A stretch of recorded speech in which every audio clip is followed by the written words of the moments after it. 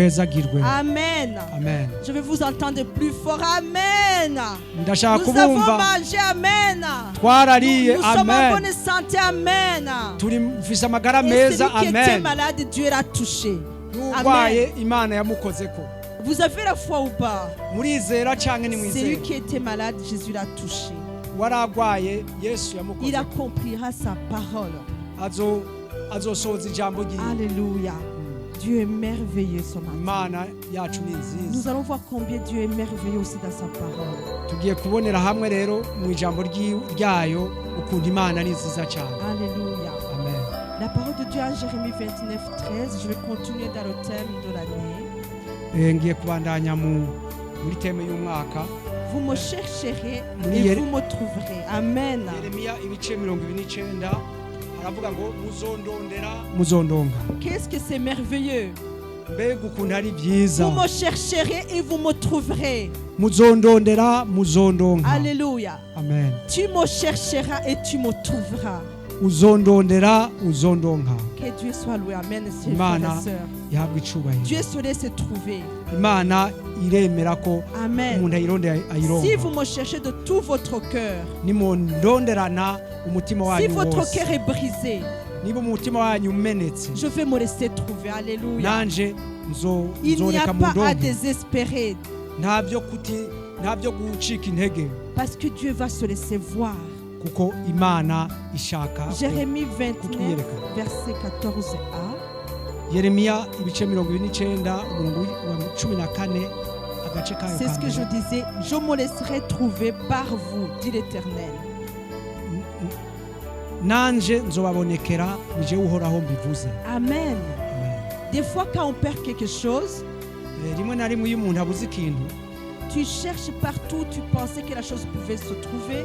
urondera hose aho wibaza ko ico kintu coshobora kuba cari. Des fois, tu peux la retrouver Hari igihe ukironka, et des fois, tu ne la retrouves pas. hari igihe utakironka. Tu mets tes efforts, Ushiramwe tu inkomezi, fais tout ce que tu peux. ukora ivyo ushoboye. Mais ici, Dieu nous dit, Aha rero Imana iratubwira, en fait, la parole nous dit, nous confirme qu'il n'y a pas moyen de ne pas retrouver. Amen. ijambo riratwemeza yuko nta kuntu On ne udashobora peut kuyironka pas Imana. chercher Dieu et ne pas retrouver. Nta muntu ashobora kurondera Imana ngo Ce ntayironke. n'est pas comme un objet qu'on peut perdre et ne pas le retrouver. Ntabwo ari kimwe n'ikintu ushobora kubura ukakirondera Ce ukakibura. n'est pas comme un enfant. Je vois des charts de focus qui met les annonces pour dire que les enfants ont disparu. Il y a des enfants qui n'ont été jamais retrouvés. Ndabona ku ma publicité Child Focus itanga publicité abana babuze, hari abana baronka, hari n'abana batongera kubona. Mais Dieu, lui, il se laisse trouver. Alléluia. Ariko Imana Il n'y a yo pas moyen qu'on peut le manquer. iratubonekera nta Dieu, il est kuntu fidèle. udashobora kuyironka kuko Imana niyo Il kwizigira. est fidèle. Amen. Imana niyo kwizigira. Il suffit de prendre le temps et de le chercher. Umuntu afata akanya gusa akayirondera Conformément à sa parole, akurikije ijambo ryayo. Dieu va se laisser trouver. Amen. Imana izo Je sais que reka dans vos vies plutôt, il y a des jours où il y a des fois, où il y a des situations dans lesquelles vous êtes arrivés. Vous avez cherché Dieu et vous l'avez trouvé. Ndazi ko mu buzima bwanyu hari igihe mwagaze mu bintu murarondera Imana ariko mwarayironse. Vous êtes trouvé devant un mur Mwageze imbere y'urukuta et vous avez cherché Dieu. Il s'est fait voir. hanyuma murondera Imana Il a irigaragaza. répondu à vos sujets de prière. Imana isubiza amasengesho. Amen. Vous étiez malade, vous avez invoqué le Seigneur, il vous a touché, il vous a guéri. Mwari mugwaye mwambazi Imana hanyuma ibakoraho irabakiza. Nous tous, nous étions perdus dans le péché. Twese twari twaratakariye mu cyaha. Nous étions très loin du Seigneur, Twari kure cyane y'Imana. privés de la gloire du Seigneur. Privés de la gloire de Tudashobora Dieu. kuronka ubwiza bw'Imana. Mais Dieu nous a cherchés. Amen. Ariko Imana yaraturondeye Alléluia. Et il nous a trouvés. iraturonka. Dieu est merveilleux. Imana ni nziza. On va lire justement une parole qui va nous montrer combien Dieu... En fait, nous cherchons Dieu, mais lui aussi nous cherche. Amen. Tugiye gusoma Qu'est-ce que ijambo c'est bien? ry'Imana Amen. ritwereka ukuntu turondera Imana nayo ubwayo Nous le ikaturondera. cherchons, Turayirondera mais lui aussi nous cherche. ariko nayo ikadushaka. Alléluia. Amen. Si nous le cherchons avec tout notre cœur, Nituyirondera na n'umutima wacu wose il va se laisser trouver. izotubonekera. C'est comme si je suis dans un chemin, comment dire, je suis en train de chercher quelque chose. ni ngaho ndi nko mu nzira ndondera ikintu Mais la chose se manifeste, se met devant moi, dit, ah, je suis là. hanyuma ico kintu rero kigaca kigaragaza kikaza imbere yanje kikambwira ati ndi ngaha ndi Alors, ngaha au moment où nous cherchons Dieu le matin, dans la prière, dans la parole, mu gihe turondera imana mu gitondo mu isengesho canke mu ijambo c'est comme si Dieu dit, ne t'inquiète pas. ni ngaha imana Alléluia. ikubwira iti ntugire Il nous ingorane fait signe, allez, ndi ne wihebe t'inquiète pas, Nora, je Ikakubwira suis gutya ati là. ndahari Ne t'inquiète pas, Benita, je suis là. Amen. ndiwihebure Benita ndahari Ne t'inquiète pas, Jacques, je suis là. ndiwihebure Je Yakobo te ndi vois, ngaha je sais que tu me cherches. ndakubona Alléluia. ndazi kundondera C'est des exemples, et vous tous, je sais que vous cherchez le Seigneur. Amen. hari uburorero Alléluia. bwinshi namwe mwese ndazi ko murondera imana Jésus est en train de te dire, je suis là. yesu Amen. ariko arakubwira ngo ndahari Alléluia. amen Je suis là. ndi hano Je ne suis pas loin. ntabwo ndi kure Amen. amen Apocalypse chapitre 3, verset 20. ibyahishuriye yohana ibice bitatu umurongo w'icenda Apocalypse 3. ibyahishuriye yohana ibice bitatu umurongo w'icenda Non, c'était 19, mais on peut commencer d'abord par 20. Après, on ira à 19. ibyahishuriye yohana ibice mirongo ibiri Chapitre 3, ibice bitatu umurongo wa makumyabiri verset pardon. 20. Amen. Ouais. Voilà. La parole dit, voici, je me tiens à la porte, je frappe. Si quelqu'un attend ma voix et ouvre la porte, j'entrerai chez lui, je souperai avec lui et lui avec moi. mpagaze ku rugi ndaramukije umuntu niyumva ijwi ryanje akugurura urugi ndinjiriwe dusangire Amen. amen Dieu se tient à la porte de ton cœur. imana iri ku rugi rw'umutima wawe Dieu se tient à la porte de ta maison. imana iri ku rugi rw'inzu yawe Il est en train de frapper. iriko irakomanga Il arrive chez Appelé, dit, chez Appelé, est-ce que vous pouvez ouvrir s'il vous plaît? J'aimerais ikagera entrer chez vous. ikagera kwa yaperi iti mbe kwa yaperi murashobora kunyugururira Chez yinjira iwanyu Innocent, est-ce que vous pouvez ouvrir s'il vous plaît? kwa inosi ikavuga iti murashobora kunyugururira Si vous ouvrez, il va entrer. nimwugurura imana irinjira Si vous n'ouvrez pas, il ne va pas entrer. mutuguruye ntiyinjira Dieu aussi se tient devant nos cœurs.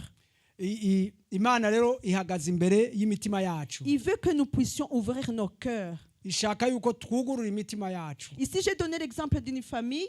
hano natanze J'ai dit chez urugero Appelé, chez Innocent. rw'umuryango navuze kwa pere kwa inosa Parce qu'il y a des familles qui repoussent le Seigneur. kuko hari imiryango yirukana imana Des parents qui n'enseignent pas la parole à leurs enfants.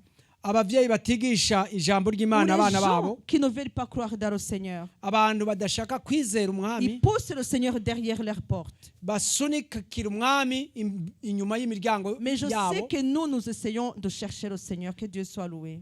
kandi azi yuko twebwe tugerageze kurondera imana Je ishimwe sais que nous ne laissons pas le Seigneur derrière nos portes. ndazi yuko tutarekera umwami wacu inyuma y'imiryango Alors ici, la parole est personnelle. hano rero ijambo rirakuraba Jésus dit, voici, je me tiens.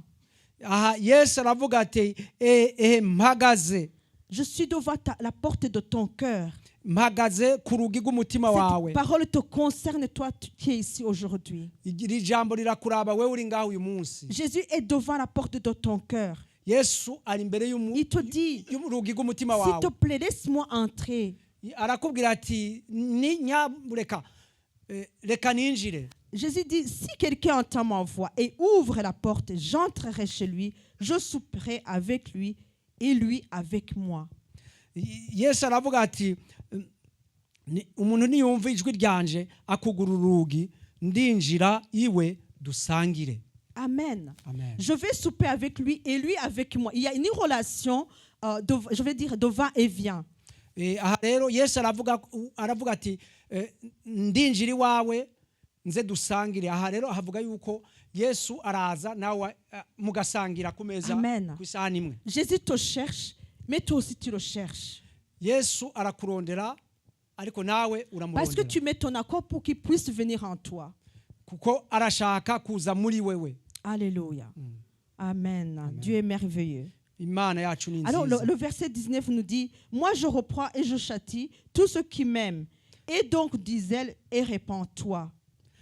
ku murongo wa 19 muri gice twasomye nyene abo nkunda bose ndabakankamira nkabakangira nuko gira umwete wihane. Il y a des fois où Dieu met comment dire, accepte que les épreuves puissent venir dans notre vie pour nous réveiller, pour nous, comment dire, pour nous dire, allez, réveillez-vous, ne restez pas dans cet état-là.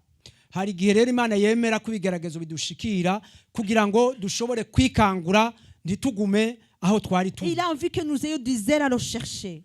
Irakeneye yuko tuyishakana Il umwete. a envie que nous nous repentions. Irakeneye yuko twihana. Parce que chaque péché éloigne le Seigneur.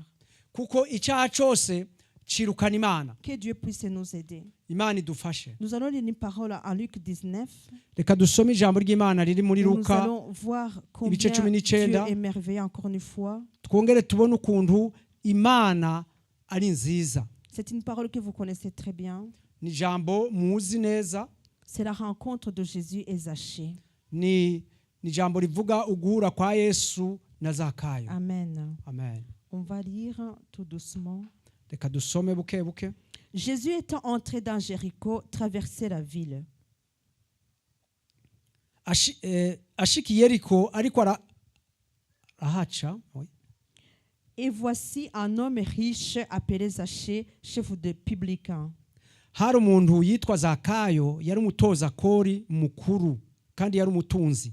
Cherchait à voir qui était Jésus, mais il ne pouvait y parvenir à cause de la foule, car il était de petite taille.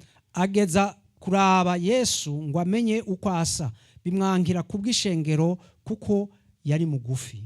Vous comprenez, à chaque fois dans la parole de Dieu, quand Jésus arrivait quelque part, il y avait toujours une grande foule qui le suivait. Aha murumva yuko ahantu hose Yesu yaja haba hari isinzi ry'abantu ryamukurikira.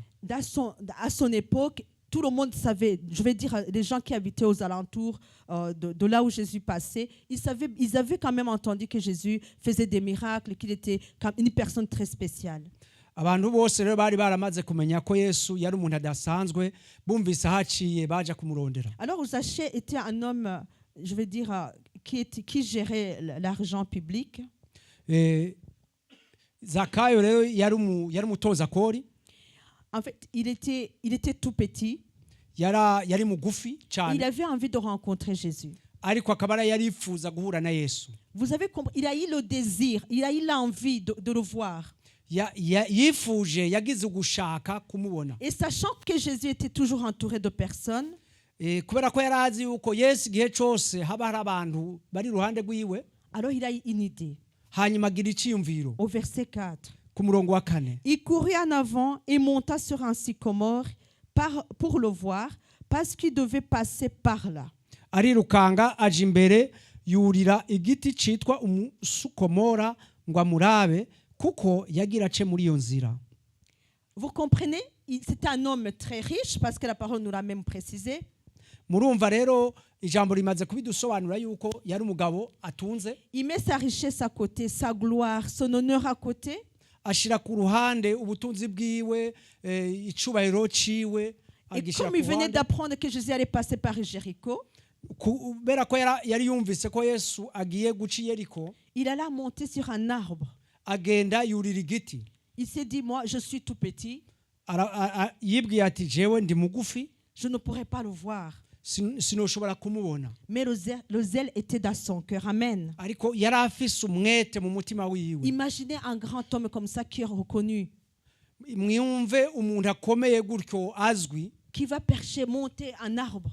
Hanyuma akagerageza kurira igiti. J'ai regardé les images d'un sycomore, c'est vraiment un grand arbre, mais qui a des branches pas très au-dessus, mais en tout cas c'était un grand arbre. Narara ibishushanyo vy'umusukomora mbona ni igiti kinini ariko gifise amashami hasi. Amen. Amen. Alors Zachée va franchir le pas. Hanyuma Zakayo rero afata icemezo. Et à son époque, son état spirituel, c'était un état catastrophique parce qu'il volait l'État, il volait l'argent du peuple. Kandi muri ico gihe rero mu myitwaro yiwe ntiyitwara neza kuko yiba amafaranga ya leta. Alors il va monter l'arbre. Hanyuma aragenda Le verset 5. Ku murongo wa 5. Lorsque Jésus fut arrivé à cet endroit, il leva les yeux et lui dit, Zachée, hâte-toi de descendre, car il faut que je demeure aujourd'hui dans ta maison. Amen. Yesu ahashitse ararangamiza aramubarira ati Zakayo ururuka vuba kuko uyu munsi nkwiye kurara iwawe. Vous comprenez bien l'étonnement de la foule qui est autour de Jésus? Murumva rero ukuntu abantu bari iruhande rwa Yesu batangaye. Voyez l'homme très riche, bakabona umugabo w'umukire cyane, le vrai directeur du fisc qui est monté au-dessus de l'arbre. Umuntu akomeye arongoye ibirabana n'ikori mu gihugu akaduga ku Avec giti, ses beaux habits de valeur, afise imyenda y'igiciro, qui est monté, qui est là, qui regarde la foule. yaduze hejuru y'igiti ariko araraba abantu. Au grand étonnement de la foule, Jésus l'appelle. Hanyuma Yesu aramuhamagara mu gihe Et pourtant, abantu bari bari ngaho batangaye. Jésus marchait souvent avec les gens simples, c'est ces gens-là qui le suivaient souvent. Ariko Yesu rero yagendana n'abantu babaye bagenda bamuherekeza. Mais Jésus quand même regarde Zachée. Ariko Yesu araraba muri ico gihe Zachée perché Zakayo. au-dessus de l'arbre qui dit mais c'est lui Jésus, c'est lui. Zakayo ari ku giti yibwira ati uriya niwe Yesu, uriya niwe Dans Yesu. sa pensée, je pense pas qu'il avait pensé que Jésus pouvait franchement l'appeler. Ndibaza yuko mu bitekerezo vyiwe ntabwo yigeze yibaza yuko Yesu ashobora Avec tous les péchés qu'il commettait, avec combien de fois il frustrait le peuple, il ne pensait pas que Jésus allait porter le regard sur lui.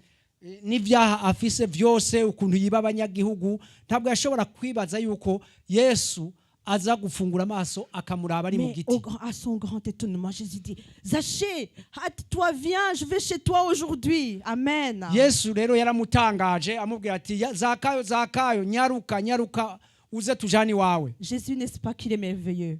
None murumva Yesu atari gitangaza. Il est merveilleux, notre Seigneur. Imana yacu ni Il gitangaza. oublie nos faiblesses, nos transgressions. Imana yacu iribagira intege nke zacu ugukiranirwa kwacu. Il vient vers nous chercher. Hanyuma ikaza idusanga kuturondera. C'est vrai, Zachée avait fait un effort. Nivyo Zakayo yari yateye Et comme intambwe. Jésus voit dans le cœur, Amen. Kubera ko Yesu abona mu Il a mutima. vu combien Zachée était, son cœur était brisé. Yarabonye ukuntu umutima wa Zakayo wari umutima Il a vu umenetse. combien Zachée s'était rendu ridicule en montant Yarabonye l'arbre. ukuntu Zakayo yari yimaramaje yurira igiti. Alors il s'est dit, il est vraiment important que je puisse aller chez Zachée aujourd'hui.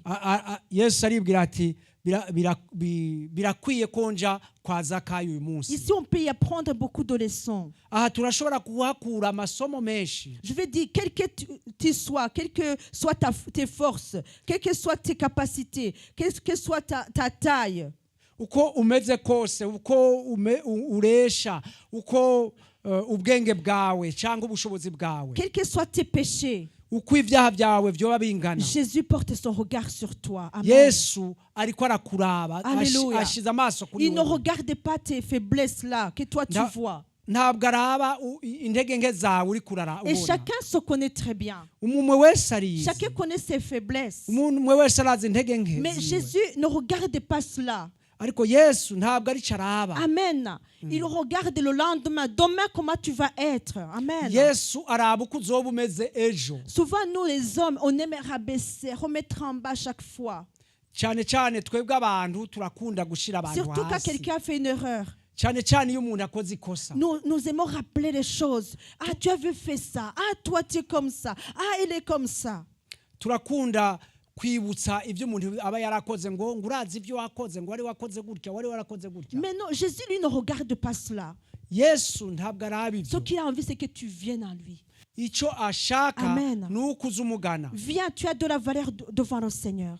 Ngwino urafise agaciro Ce imbere qu'il y'umwami. veut, c'est ton cœur brisé, qui le cherche. Icyo ashaka ni umutima umenetse umurondera. Quel que soit le regard de la foule. Uko Amen. nubwo abantu isinzi ry'abantu ryo Des fois, kuraba. le monde nous regarde mal. Akenshi isi turaba nabi. Et chers frères et sœurs, pour suivre Jésus-Christ, il faut abandonner le monde. Il ne faut pas regarder au monde. Bene data kugira ngo umuntu akurikire Yesu ntakwiye kuraba isi. Des fois, le Saint-Esprit peut t'interdire quelque chose. Tu peux agir d'une manière où les autres vont se moquer de toi. Ils vont dire, mais il est ridicule. Qu'est-ce qu'il est en train de faire? rimwe na rimwe umwuka wera arakubuza gukora ikintu abantu rero bo muri iyi si bakakuraba nabi ngo urya muntu ngo ateye isoni ngo ashaka kugera ku Les kintu. choses que le monde regarde comme faibles, ibintu isi iraba ngaho bitagira agaciro, des choses que le monde regarde comme, comment dire, sans importance. ibintu isi ibona ko bitagira agaciro, Mais nous, spirituellement, ça a beaucoup de puissance. Amen. twebwe mu buryo bw'umwuka La birafise chose, imbaraga. la chose là que Dieu t'a dit de faire, Kiriya kintu Imana yakubwiye gukora, même si le monde voit que c'est une chose ridicule, qui n'a pas d'importance, nubwo isi yobona yuko ico kintu atakamaro gifise giteye mais n'isoni, spirituellement, c'est la force parce que tu es en train d'obéir au Seigneur. Amen. mu buryo bw'umwuka ni inkomezi kuko uri kurubaha Imana. Ce qui importe, c'est que toi, tu obéis au Seigneur. Amen. Icy'ingenzi ni uko wumvira Ce Imana. qui importe, c'est que toi, tu vois Jésus. Amen. Icy'ingenzi ni uko wewe ubona Alléluia. Yesu. Il va falloir que tu sois zélé pour trouver Jésus. Birakwiye yuko ugira umwete kugira ngo Il uronke va falloir Yesu. que tu, dans ta recherche du Seigneur, tu puisses bien entendre la voix du Seigneur. Birakwiye mu kurondera Imana ko wumva ijwi ry'Imana. Même si c'est le contraire de ce que le monde te dit. Nubwo vyoba bihabanye n'ivyo isi kubwira. Même si c'est le contraire de ce que tes amis désirent. Nubwo vyoba bihabanye n'ivyo inshuti zawe zifuza. Même si c'est le contraire de ce que tes parents désirent. Nubwo vyoba bihabanye n'ivyo abavyeyi bawe Si bashaka. c'est la volonté de Dieu, Niba ari ubushake que tu es sûr que bw'Imana, tu es dans la parole du Seigneur, uzi neza kuri mu ijambo ry'Imana, fais ce que Dieu t'a dit de faire. kora ivyo Imana yakubwiye C'est ce que gukora. le Seigneur veut. Ico ni cyo Imana ishaka. Parce que le monde passe. Kuko isi Le monde irarengana. passe. Isi irarengana. La chair que nous habillons va mourir un jour. Iyi mwenda twambaye L'argent nayo amafaranga Que nous turondera cherchons va rester dans le monde. Amen. amafaranga turondera azosigara mu isi. Les études que nous avons faites, que vous avez fait, Amashuri twize cyangwa amashuri mwize, les diplômes vont rester sur terre. amadiplome izo mpamyabushobozi Les zizosigara, maisons vont rester sur terre. amazu azosigara ku isi, Tout ce qui nous fatigue vont rester sur terre. ibiturusha bizosigara ku isi, Tout va passer. byose bizohera, Mais rechercher le Seigneur ariko kurondera et Imana le trouver, no c'est là kuyona, notre trésor. ubwo nibwo butunzi bwacu. Amen. Amen. Le monde va nous haïr. Isi izotwanka, Le monde va rigoler de nous. isi izoduseka. Mais nous avons en qui nous avons cru. Amen. Turafise Nous uwo twizeye. n'abandonnerons pas ce que nous avons trouvé, le Seigneur. ntabwo tuzoheba ibyo twaronse umwami. Alors, Zachée qui est ridicule avec sa richesse, sa gloire qui monte sur l'arbre. Mais Jésus le voit et dit, allez Zachée, viens, vite, je vais aller chez toi aujourd'hui. Kuri Zakayo byari biteye isoni ko aduga ku giti, ariko Yesu amubonye aramubwira ati ngwino uyu munsi ndazi wawe. Amen. Amen. Et Zachée, au verset 6, Zachée soit à table de descendre, le reçut avec joie. Ku murongo wa gatandatu rero Zakayo yururuka vuba amwakirana akanyamuneza. Amen. Amen. Quelle que soit la foule, la rumeur de la foule qui est autour de lui, qui dit, mais c'est pas possible, il va aller chez Zachée quand même. Ntiyaravye abantu bamukikuje, ntiyagize isoni, abantu bavuga ati nako Yesu agenda kwa Zakayo. Il se disait, comment se fait-il que Jésus va quand même chez Zachée? Combien il nous a volé? Combien il fait du mal? Baribaza bati bigenze bite ngo Yesu aje kwa Zakayo yatwivye yatugiriye nabi. C'est ce qu'on dit le verset 7. Voyant cela, tous murmuraient et disaient, il est allé loger chez un homme pécheur. Ivyo nivyo bavuga ku murongo w'indwi, babibonye bose baridodomba bati ko yinjiye kurarira umuntu w'umunyabyaha. Mais écoutez au verset 8. Ku murongo w'umunani naho, Mais Zachée se tenant devant le Seigneur lui dit, voici Seigneur, je donne aux pauvres la moitié de mes biens, et si j'ai fait tort de quelque chose à quelqu'un, je lui rends le quadruple.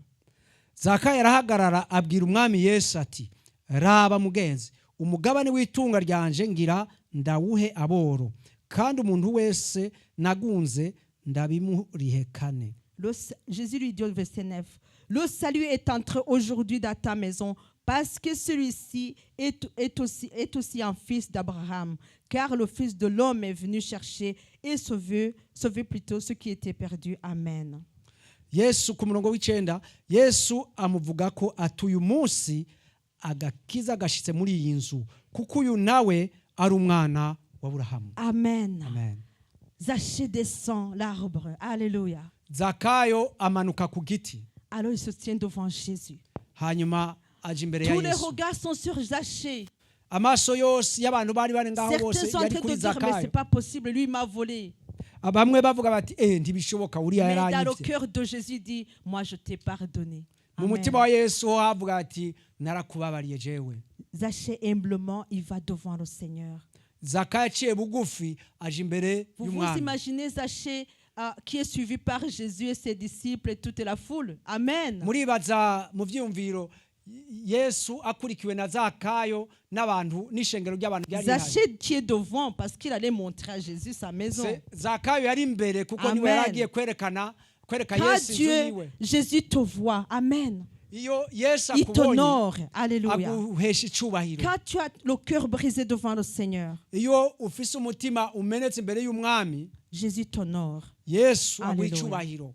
Alors Jésus est allé manger, partager avec Zachée. Et Zachée, il a confessé ses péchés et il a rendu ce qu'il avait volé. Que Dieu soit loué. Hanyuma yesu aja kwa Zakayo, Zakayo yatura ibyaha vyiwe, hanyuma asubiza ibyo yari yarivye. Et le Imana salut ihabwe est icubahiro. entré chez Zachée. Amen. Agakiza kinjira mu nzu ya Zakayo. Alors pour Amen. conclure, Mu kurangiza rero, quand nous recherchons le Seigneur, iyo turondera Imana, le Seigneur, je vais dire, nous pousse, sa présence nous pousse à pardonner aux autres. kubaho kwa Yesu gutuma tubabarira abandi. La Kudusunikira présence, kubabarira la abandi. recherche de Dieu nous pousse à donner, je vais dire, à donner notre vie, à nous abandonner complètement à lui. Ku bwa Yesu bica bituma dutanga ubuzima bwacu tukihebera Yesu. Et quand nous sommes en présence de Jésus, Iyo rero turi kumwe na Yesu, nous demandons pardon parce que nous nous retrouvons vraiment pécheurs. dusaba imbabazi kuko dusanga turi abanyabyaha by'ukuri. Et la présence de Dieu nous pousse à aller régler nos problèmes dans notre entourage. Imana muri twebwe ituma rero tuja gutunganya ibibazo byacu Abandonner n'abo nos tubana, péchés. byo guheba À ibyaha, mettre de l'ordre dans nos vies. gutunganya ubugingo bwacu. La présence de Dieu nous pousse à nous humilier. Imana iri muri twebwe ituma duca bugufi, Et Dieu vient nous restaurer. hanyuma Imana Amen. ikaza Il vient nous donner la vie. ikadutunganya, ikaduha Il vient nous ubugingo, consoler. hanyuma ikaduhoza, Il vient nous rassurer. ikaduha imbaraga, Il vient combattre pour nous. ikatugwanira, Il guérit nos maladies. igakiza indwara zacu. Que Dieu soit loué. Imana Nous ne ishimwe. devons pas chercher Dieu pour avoir les bénédictions de ce monde. Ntabwo dutegereza kurondera Imana kugira ngo turonke imihezagiro y'isi, Quoi qu'il a dit qu'il va nous bénir. nubwo yavuze ko izoduha Mais umugisha, nous devons chercher d'abord Dieu. ariko dutegereza kubanza La présence kurondera de Dieu dans nos Imana, vies. kurondera ko Imana Et iba le muri reste, Dieu twebwe. va nous le donner. Amen. Ibisigaye Imana Dieu izobiduha, va combattre pour nous. Amen. Imana izotugwanira. Sa présence suffira. Imana muri twebwe birahagije. Dieu va combattre tout ce qui nous combat. Imana izogwanya ibitugwanya Si vraiment nous nous abandonnons à lui. niba by'ukuri twihebeye Imana. Il y a une parole qui dit, c'est lui qui pardonne tous mes péchés et qui guérit toutes mes maladies. Hari ijambo rivuga ngo niwe ambabarira ibyaha byanje byose kandi niwe ankiza indwara zanje Alléluia. zose. J'aimerais qu'on se lève. Reka mbasabe duhaguruke, Nous allons prier le Seigneur. tugiye gusenga Imana. Que nous puissions, cette année, comme le thème nous a été donné, chercher le Seigneur. Hanyuma nk'uko dufise icifuzo cy'uyu mwaka, turondera Imana. J'aimerais prier, si tu veux que Dieu t'aide à pouvoir vraiment le chercher, à te donner un cœur brisé pour le rechercher, et lève ta main, on va prier le Seigneur. Ndashaka gusenga, niba ushaka ko kugira umutima umenetse kurondera Imana by'ukuri, Si tu as envie de braver, de passer les obstacles qui sont autour de toi, lève ta main, on va prier le Seigneur. niba ushaka kurengana ibitsitaza biri iruhande yawe Toutes byose, ces choses-là qui peuvent t'empêcher, toutes ces choses-là toutes ces personnes-là qui peuvent te bloquer, tu le regardes, tu te dis, mais comment je vais m'empêcher de parler avec eux, je vais m'empêcher de les fréquenter, tu peux lever ta main, on va prier au nom de Jésus. Que Dieu te donne des beaux amis, que dont tu as besoin. niba ushaka ibintu byose bigukikuje bituma byotuma utsitara abagenzi babi n'ibindi duza ukuboko tugusengere. Seigneur Dieu Tout-Puissant, nous sommes devant ta face. Mana ishobora byose turi Au imbere nom de y'ubwiza Jésus, bwawe. Seigneur, cette année, nous voulons te rechercher.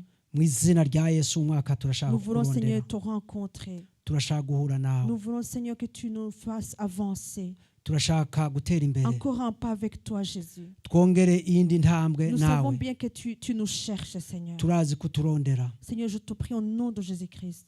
Ndagusabye mu izina rya Que Kristo tu vois Yesu. chaque personne qui a levé sa main. Urabona umuntu wese yadugije ukuboko, Seigneur, donne-lui le zèle de te chercher. umuhe umwete wo Et tu vas kukurondera, te laisser trouver, Seigneur. kandi turazi ko S'il manque la paix, il va la voir. bazokuronka. Niba batagira amahoro S'il bayaronke, manque la joie, il va la voir. niba batagira umunezero awuronke, Seigneur, il est malade, il va être guéri. niba agwaye arakira, Seigneur, parce que tu es là toujours, tu nous attends.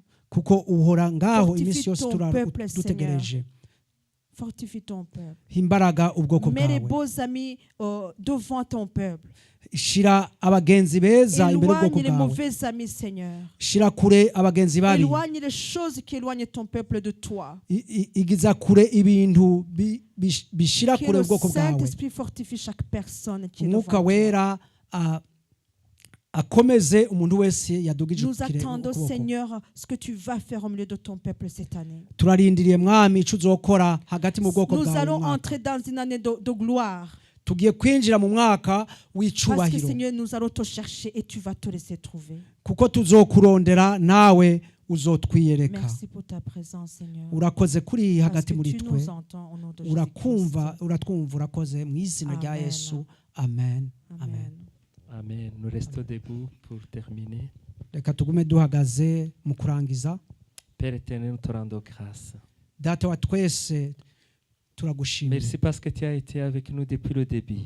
urakoze ku babanye natwe kuva dutangura, Merci pour ta parole. urakoze ku bw'ijambo ryawe. Seigneur, que tu continues à nous aider à te chercher.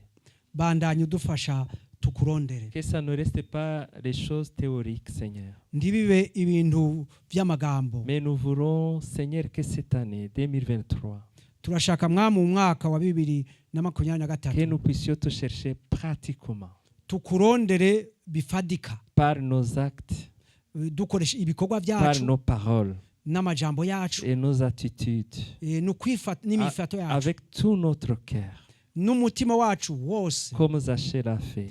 nka Zakayo uko yabikoze. Seigneur, merci pour ta servante qui vient de nous partager cette parole.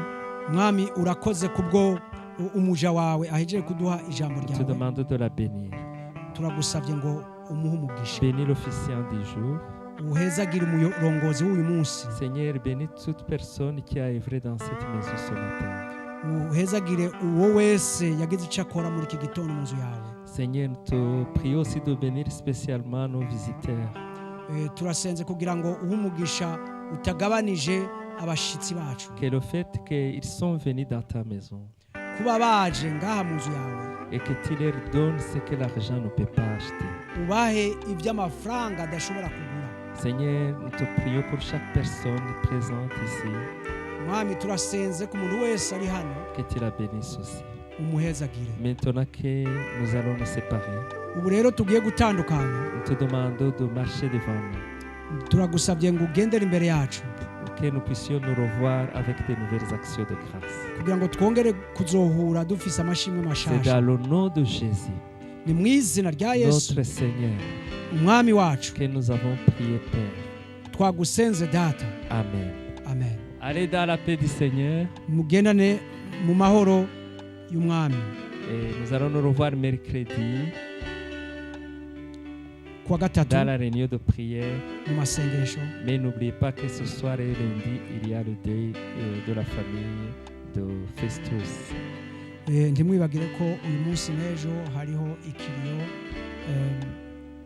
De la famille Festus. y'umuryango wa Festus. Amen.